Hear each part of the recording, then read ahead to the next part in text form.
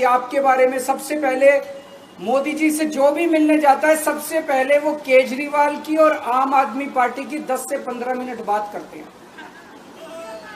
उनको कहते हैं कि आने वाले समय के अंदर आम आदमी पार्टी ही देश को भविष्य देने वाली है, वो खुद भी मानते हैं। इसीलिए वो चाहते हैं कि आज ही आम आदमी पार्टी को बढ़ने से रोका जाए, इनको कुचल दिया जाए। ये तानाशाही है। अगर उनको लगता है कि आम आदमी पार्टी आने वाले समय में बीजेपी को चैलेंज देने वाली है, आप अच्छे काम करो, आप देश को भविष्य दो। आज आपकी सरकार है केंद्र के अंदर, आप देश के लिए काम करोगे, आम आदमी पार्टी को कोई पूछेगा ही नहीं। लेकिन आप कुछ काम नहीं करो और आम आदमी पार्टी को कुचल दो, ये जनतंत्र नहीं है, ये इस देश की जनता पसंद नहीं करती। इन्होंने आम आदमी पार्टी को कुचलने में कोई कसर नहीं छोड़ी। छोटे से लोग हैं हम लोग, छोटी सी पार्टी है। 75 साल के अंदर इस कदर किसी पार्टी को और उसके नेताओं को प्रताड़ित नहीं किया गया जिस तरह से प्रधानमंत्री मोदी जी ने आम आदमी पार्टी को प्रताड़ित करने की कोशिश की है। मेरे को इन्होंने जेल भेज दिया। प्रधानमंत्री जी कह रहे हैं मैं भ्रष्टाचार से लड़ रहा हूं। देश के सबसे बड़े चोर, उचक्के और डकैतों को उन्होंने अपनी पार्टी में शामिल कर लिया।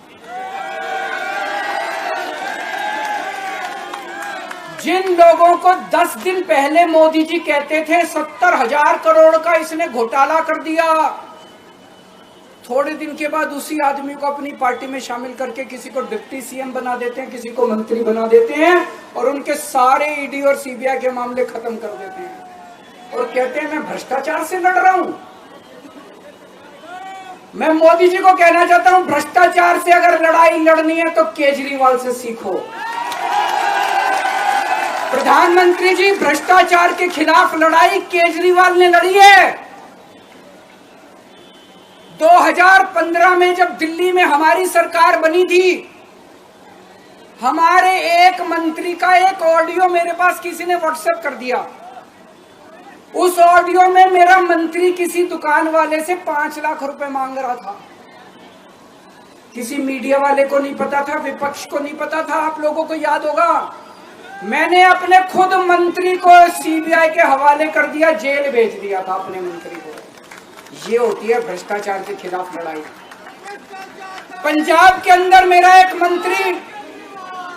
एक मंत्री भ्रष्टाचार में मेरे को पता चला कि वो पैसे मांग रहा है।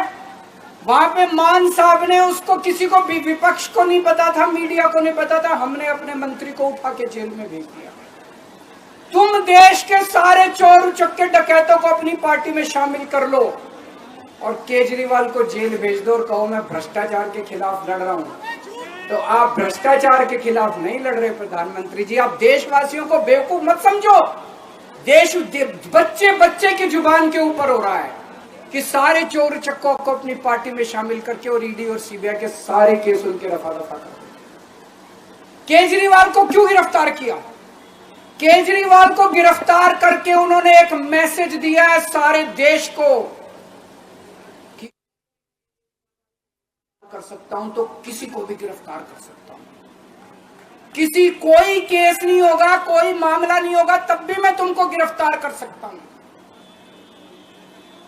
एक बेहद खतरनाक मिशन चालू किया हुआ है प्रधानमंत्री जी ने, बहुत ही खतरनाक। देशवासियों को यह समझने की, अब जब मैं बोलने जा रहा हूं, समझने की जरूरत है।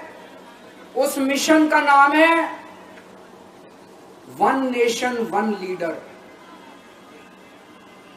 देश के सारे नेताओं को खत्म करना चाहते हैं मोदी जी और इसको 2 स्तर के ऊपर इस मिशन को चला रहे हैं। जितने विपक्ष के नेता हैं उनको जेल भेजेंगे और जितने बीजेपी के नेता हैं उनको सबको निपटा देंगे, उनकी राजनीति खत्म करते जाएंगे, उनको सबको निपटाते जाएंगे। विपक्ष के अंदर आज इन्होंने मनीष सिसोदिया को जेल भेज दिया, संजय सिंह को जेल भेज दिया, सत्येंद्र जैन को जेल भेज दिया, केजरीवाल को जेल भेज दिया, हेमंत सोरेन को जेल भेज दिया, ममता दीदी के कई मंत्रियों को जेल भेज दिया, स्टालिन के कई मंत्रियों को जेल भेज दिया, केरला के सीएम के पीछे पड़े हैं। अगर ये चुनाव जीत गए मेरे से लिखवा लो एफिडेविट के ऊपर।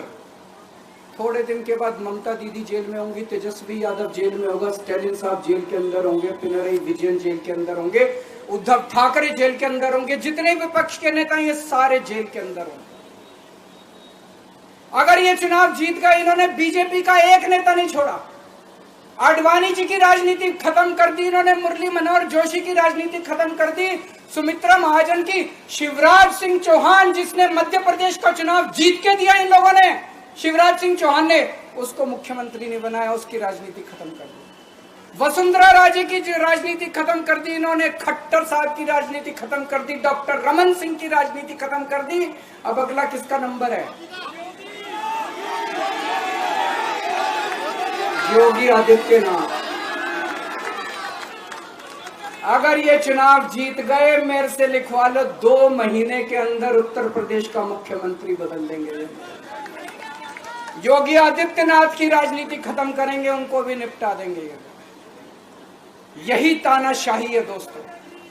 1 नेशन 1 लीडर ये चाहते हैं, एक ही तानाशाह इस देश के अंदर बचेगा, एक ही तानाशाह इस देश के अंदर बचेगा। हमारा देश बहुत महान है, 4000 5000 साल पुराना हमारा देश है। इसके पहले पिछले 4000 साल में कई मौके आए जब इस देश के ऊपर तानाशाहों ने कब्जा करने की कोशिश की, लेकिन हमारे देश के लोगों ने उन तानाशाहों का तख्ता उखाड़ के फेंक दिया।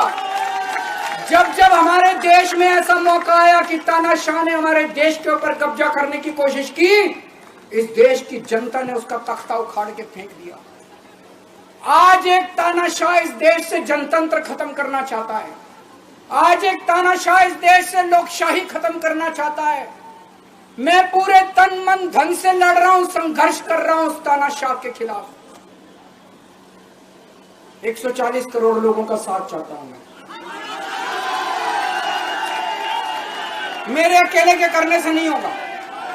140 आज मैं आप लोगों से भीख मांगने के लिए आया हूं, 140 करोड़ लोगों से, 140 करोड़ लोगों से भीख मांगने के लिए आया हूं। मेरे देश को बचा लो, मेरे भारतवर्ष को बचा लो, मेरा भारत बहुत महान है। इस तानाशाही से बचा लो मेरे दोस्त, मेरे देश को।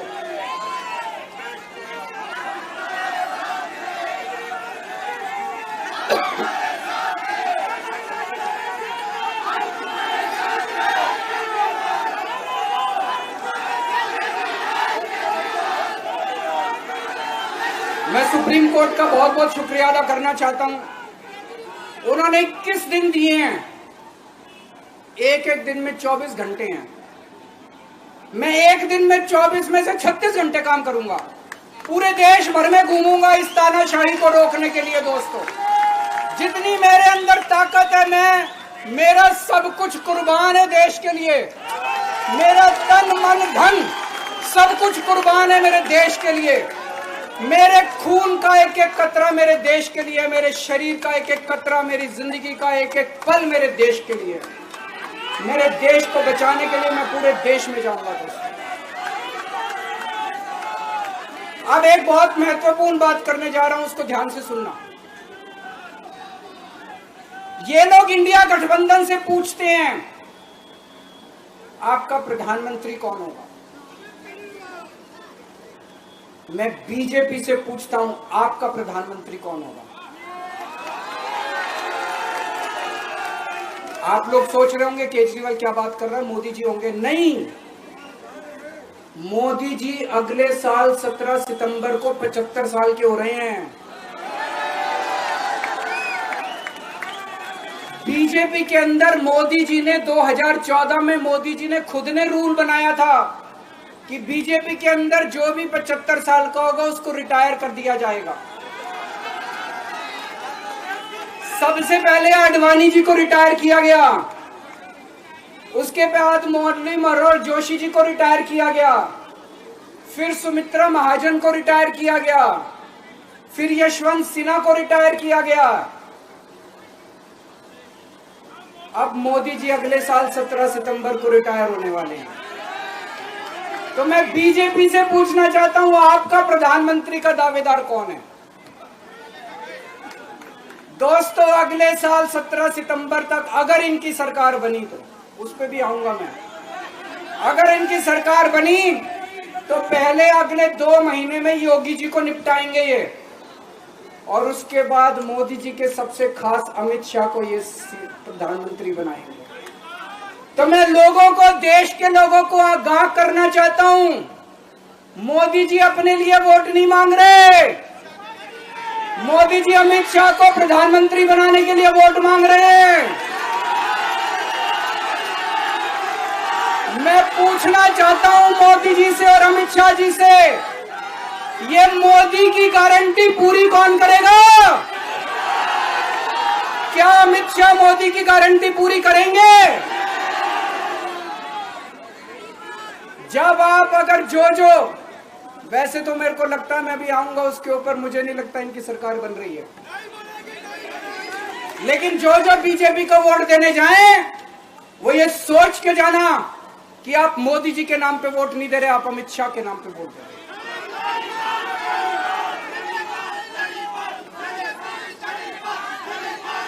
अब एक खुशखबरी है आप लोगों के लिए, अब एक खुशखबरी है, सबको बता देना जो मैंने बातें कही है बड़ी सोच समझ के कही है।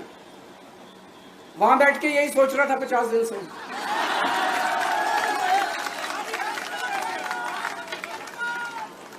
दोस्तों पूरे देश के मेरे को बाहर निकले हुए 20 घंटे हो गए। इन 20 घंटों के अंदर भी मैंने रात भर में जनता से बात कर रहा था, लोगों से फोन कर रहा था।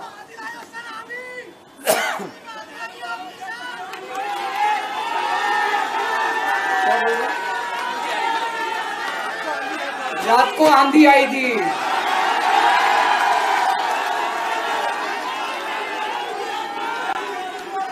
पिछले 20 घंटे।